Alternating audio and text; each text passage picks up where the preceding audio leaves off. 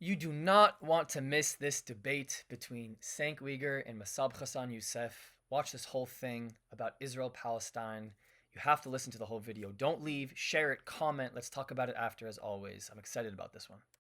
So when you look at the idea from a different perspective, and you say, well, okay, some things are so evil and terrible, and Hamas is, that you can't possibly negotiate with it. Well, under that same rubric and logic, you could certainly argue that you shouldn't negotiate with Israel.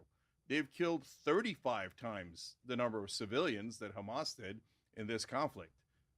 Imagine if Hamas had killed 35 times the number of civilians Israel did. So that would be a giant number. What are we talking about? Nearly 1 million people if you took the 40,000 people that Israel has killed in Gaza and multiplied it by 35. And you could say, oh my God, Israel, I can't believe how awful they are.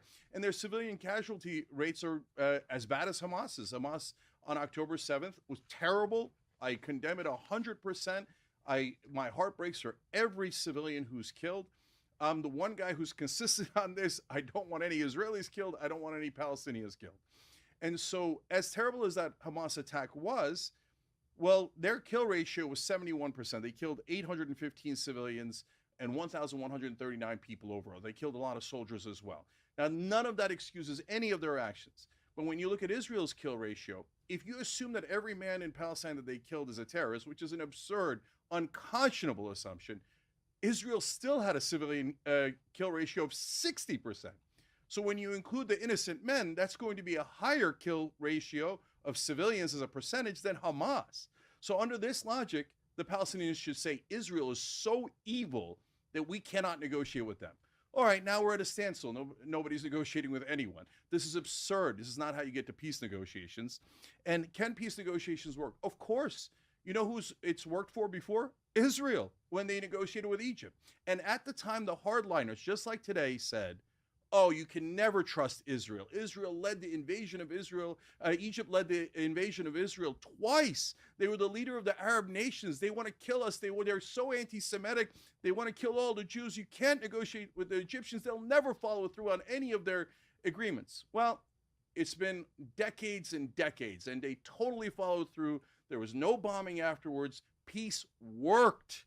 It's actually very elementary. You make peace with your enemies and then see if it holds. That is what has been done every single time. It's absurd to think otherwise.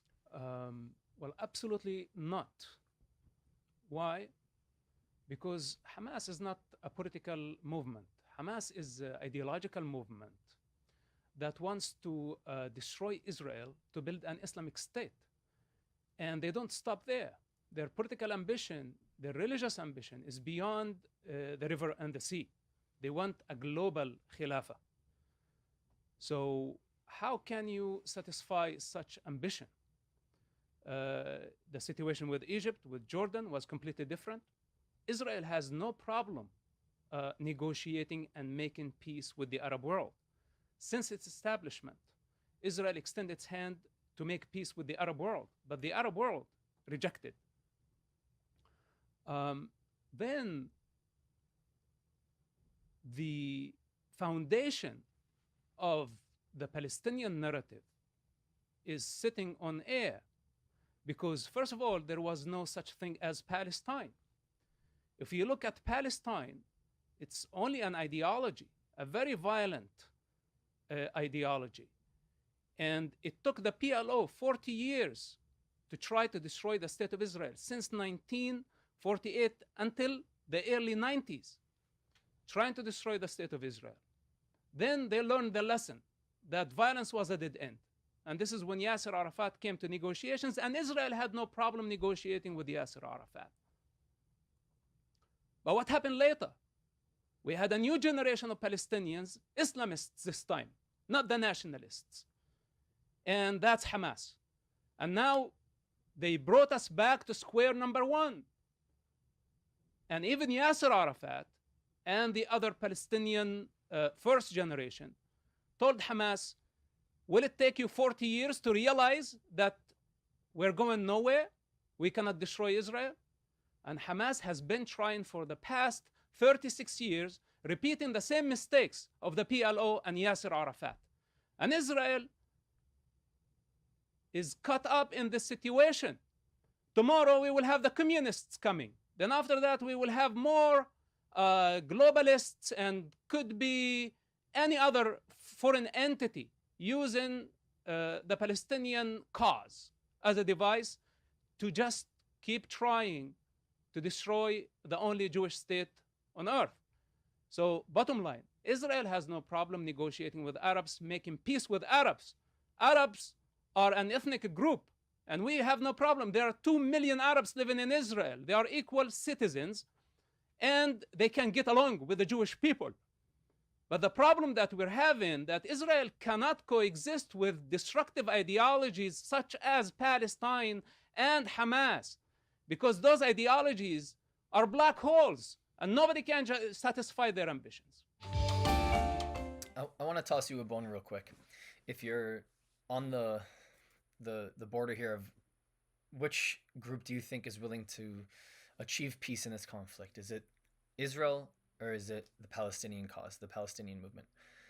The fact that 20% of the citizens inside of Israel, and I'm talking 2 million people, are non-Jews and are Arabs, the fact that they exist inside of Israel, have the same rights as Jewish people, can vote, are members of the parliament, are judges, are doctors, are teachers, the whole thing, can pray, religion, whatever they want.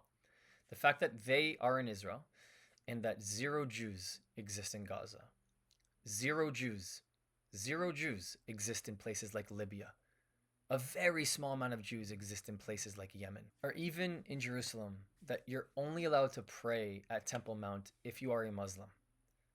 If there were Jewish people inside of Gaza, if Jews like myself were safely allowed to travel in Area A of the West Bank, if Jews like myself were living, lots of them, in places like Lebanon, and in places like Syria, and in places like Morocco, in places like Iran, in places like Iraq, in places like Yemen, in Libya, if Jews had been living there for all these years and all this time, I would make the argument that there is a case to be made that the Arab people are willing to live side by side with Jewish people and having peace with them.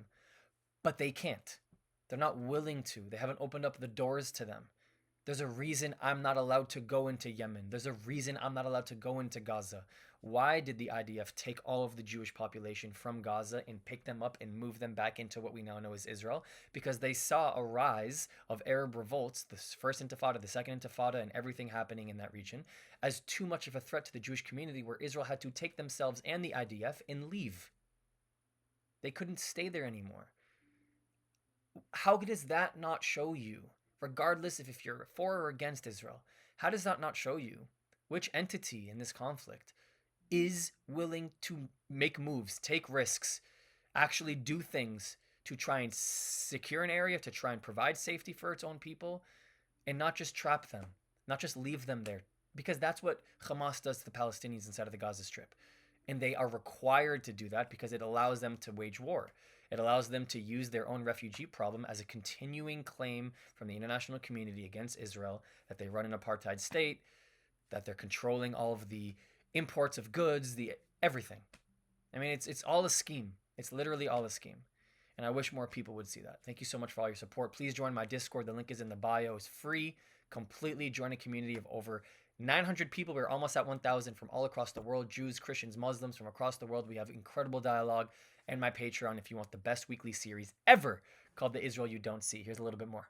If you want to continue the conversation, you can support my work for free. Discord does not cost a thing. It is the best way to connect with me and others who are seeking the truth. The link is in the description. But if you want to take it one step further, my Patreon gives you access to the Israel You Don't See, uncovering the untold stories of what mainstream media does not show you. The link is in the description, and it helps me to continue this work. Or if you're just looking to help this thing go, PayPal and Buy Me a Coffee is a really easy way to support me. This channel, this work does not happen without all of you. Thank you. I love you. I'll see you next time.